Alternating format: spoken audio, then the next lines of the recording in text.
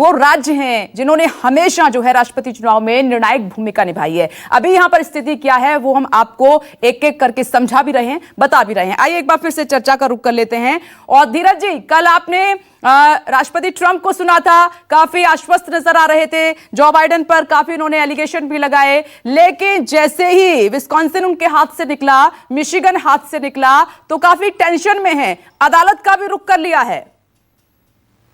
बिल्कुल सही बात बोल रही हैं आप, क्योंकि ये दो ऐसी स्टेट्स थी जो कि रिपब्लिकन्स वर मोर देन 50% श्योर कि उन्हें मिल जाएंगी, लेकिन जैसे ही ये उनके हाथ से गई और एरिज़ोना जो पिछले 10 से 15 साल तक कभी भी डेमोक्रेटिक पार्टी के पास नहीं गई, वो चली गई, तो इनका जो होल्ड था वो निकल चुका है। तो इस टाइम अगर आप गणित देखिए तो ट्रम्प प्रेसिडेंट को एक्चुअली ये अपने सारी चीजें एग्जैक्टली परफेक्टली फॉलो करनी पड़ेंगी। जॉर्जिया भी जीतना पड़ेगा, पेंसिल्वेनिया भी जीतना पड़ेगा, नॉर्थ कैरोलिना भी जीतना पड़ेगा, वरना नहीं आ पाएंगे।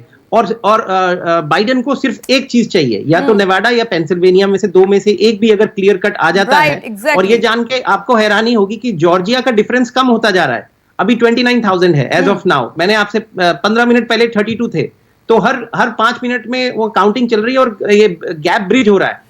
और मैं कल से बोल रहा हूं कि पेंसिल्वेनिया एक बड़ा निर्णायक रोल प्ले करेगा, और देखने में आएगा कि कोई बड़ी बात नहीं है कि बाइडेन पेंसिल्वेनिया को निकाल ले जाए।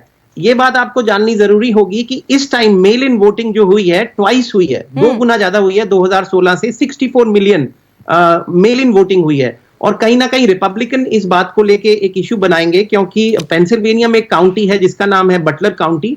40,000 उन्होंने मेल इन वोट्स भेजे थे, लेकिन लोगों को सिर्फ 22,000 मिले, और वो उसको लेकर सुप्रीम कोर्ट के जस्टिस ने वहां के पोस्ट मास्टर जनरल को सम्मन भी इशू किया और अब केस शायद करेंगे।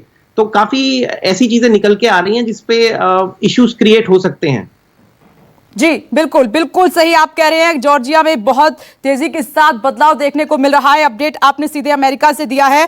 और अभिषेक जी, कैसे देख रहे हैं सर, आपके 100 साल का इतिहास क्या इस बार बदल जाएगा, तस्वीर एकदम उलट जाएगी? क्योंकि ये हमेशा से होता रहा है कि जिसने फ्लोरिडा जीत लिया, व्हाइट हाउस के रास्ते जो है उसके लिए खुल जाते हैं, अमेरिका का राष्ट्रपति बन जाता है। लेकिन इस बार तो सब कुछ सर बदला बदला सा नजर आ रहा है।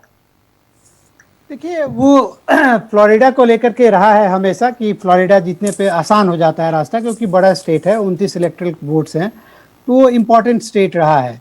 लेकिन वही बात है कि ट्रंप के लिए फ्लोरिडा जीतना जरूरी था। अगर कल ट्रंप हार गए होते वहाँ पे तो ट्रंप के रास्ते खत्म हो गए रहते, कल ही खत्म हो गया रहता चांसेस बनने का दोबारा। जबकि बाइडेन हारने के बावजूद अभी भी बने हुए हैं आगे, और बाइडेन को सिर्फ नेवाडा चाहिए और किसी स्टेट की जरूरत नहीं है। अगर एरिज़ोना वो जीत जाते हैं और नेवाडा जीत जाते हैं तो ट्रंप तीनों स्टेट जीत जाए, जॉर्जिया, पेंसिल्वेनिया और आपको नॉर्थ कैरोलिना। ये बहुत सही और इंपॉर्टेंट बात आपने कही है कि ये तीनों स्टेट जो है ट्रंप के लिए जीतना बेहद जरूरी हो जाएगा, क्योंकि विस्कॉन्सिन उनके हाथ से निकल चुका है। वहां पर उनको ढेर सारी उम्मीदें थी। देखिए, अमेरिका में हम बार बार कह रहे हैं कि टफ फाइट है, कांटे की टक्कर है, और अब ये जो लड़ाई है चुनाव दिलचस्प मोड पर आ गई है, इसलिए दिलचस्प चर्चा भी बेहद जरूरी थी। सर, आप सभी का बहुत बहुत शुक्रिया इस चर्चा में शामिल होने के लिए। और अमेरिका में अभी क्या स्थिति बनी हुई है, ताजा आंकड़ा क्या कहता है, वो हमने आपको दिखाई। हर स्टेट की एक एक तस्वीर, वोट शेयरिंग क्या है वो भी आपने देखा। नमस्कार, मैं हूं मानक गुप्ता।